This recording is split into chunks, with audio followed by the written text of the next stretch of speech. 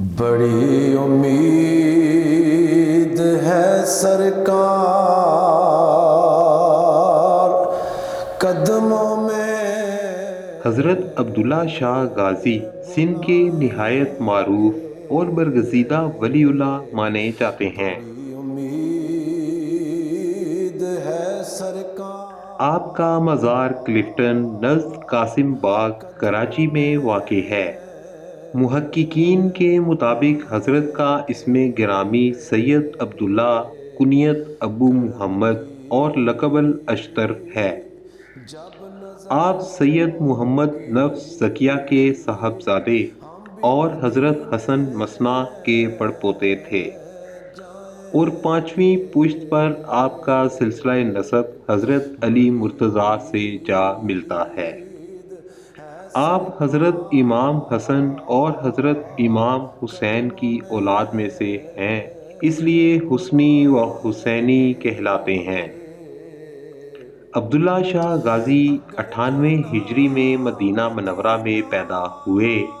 آپ کی تعلیم و تربیت آپ کے والد حضرت سید محمد نفس زکیہ کے زیر سایہ انجام پائی۔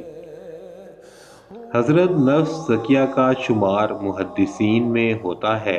ابھی حضرت عبداللہ شاہ غازی تعلیم حاصل کر ہی رہے تھے کہ اس وقت بنو امیہ کی حکومت آخری ہچکیاں لینے لگی اور پورا ملک انتشار کا شکار ہو گیا۔ پھر خلافت عباسی کا دور شروع ہوا۔ حضرت نفس زکیہ نے 138 ہجری میں عباسیوں کے خلاف علم بغاوت بلند کیا اور اپنی دعوت خلافت تحریک مدینہ منورہ سے شروع کی۔ امام ابو حنیفہ اور امام مالک نے بھی آپ کی تحریک کا بھرپور ساتھ دیا، جس کی پاداش میں عباسی گورنر نے امام مالک کو کوڑے لگوائے، جس کے بعد حضرت سید محمد نفس زکیہ نے اپنے بھائی ابراہیم کو بصرہ روانہ کیا، جبکہ حضرت عبداللہ شاہ غازی کو سندھ جانے کا حکم دیا۔ حضرت عبداللہ شاہ غازی عراق سے ہوتے ہوئے سندھ کی جانب روانہ ہوئے اور بجائے جنگ و جدل کے سندھ میں تبلیغ اسلام شروع کر دی۔ آپ لگ بھگ 12 سال تک تبلیغ اسلام میں مصروف عمل رہے۔ قیامت میں رسول اللہ۔ آپ کی مقبولیت اور مریدین کی بڑھتی ہوئی تعداد دیکھ کر لوگ ان سے حسد کرنے لگے۔ انہوں نے آپ کی سندھ میں موجودگی کے حوالے سے سندھ کے اس وقت کے عباسی گورنر عمر بن حفص کو آگاہ کر دیا، مگر گورنر سادات کا بے حد احترام کرتا تھا، لہٰذا اس نے لوگوں کی بات سنی انسنی کر دی اور باقاعدہ طور پر حضرت عبداللہ شاہ غازی سے ملاقات کر کے ان کے ہاتھوں پر بیعت کر لی۔ اسی دوران حجاز میں آپ کے والد محمد نفس زکیہ کو عباسی فوجوں نے شہید کر دیا،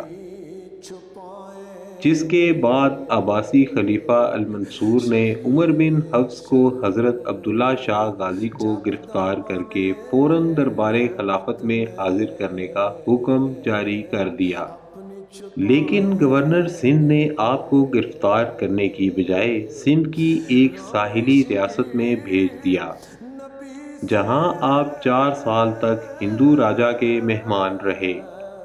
خلیفہ المنصور نے 151 ہجری میں عمر بن حفص کو سندھ کی گورنری سے ہٹا کر ان کی جگہ ہشام بن عمر کو گورنر کیا اور نئے گورنر کو آپ کی گرفتاری کا حکم دیا۔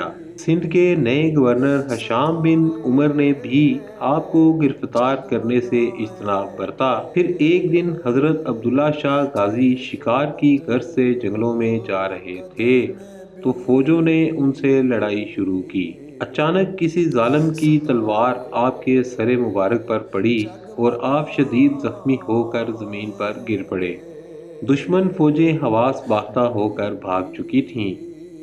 آپ کے ساتھیوں نے جب آپ کے جسم مبارک کو ہاتھ لگا کر دیکھا تو آپ شہید ہو چکے تھے، جس پر آپ کے ساتھی آپ کے جسد مبارک کو لے کر جنگلوں اور وادیوں سے ہوتے ہوئے کلفٹن کے سمندر کے نزدیک اسی پہاڑی پر پہنچے جہاں آپ کا مزار واقع ہے۔ حضرت عبداللہ شاہ غازی کے ساتھیوں نے پہاڑی چوٹی کو اپنا مسکن بنایا اور اسی پہاڑی پر سکونت پذیر ہو گئے۔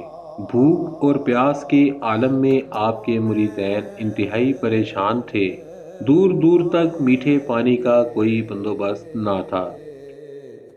ایسے میں حضرت عبداللہ شاہ غازی کے ایک ساتھی کو خواب میں بشارت ہوئی کہ اللہ تبارک و تعالی نے تمہاری مشکل حل فرما دی ہے اور تمہارے لیے پہاڑی سے پینے کا پانی کا چشمہ جاری کر دیا ہے۔ مریدین جب فجر کی نماز کے بعد پہاڑی سے نیچے اترے تو نیچے پانی کا ایک چشمہ ابل رہا تھا۔ مریدین نے سیر ہو کر کھارے پانی کے درمیان معجزاتی طور پر ابلنے والے میٹھے چشمے سے سیر ہو کر پانی پیا اور بہت عرصے تک اس چوٹی پر مقیم رہے۔ پھر انہی مریدین اور زائرین نے اس ٹیلے پر عبداللہ شاہ غازی کا مزار تعمیر کروایا۔ اب یہاں لاکھوں کی تعداد میں زائرین جوگ در جوگ آتے ہیں۔ غم کے ماروں کا مکینے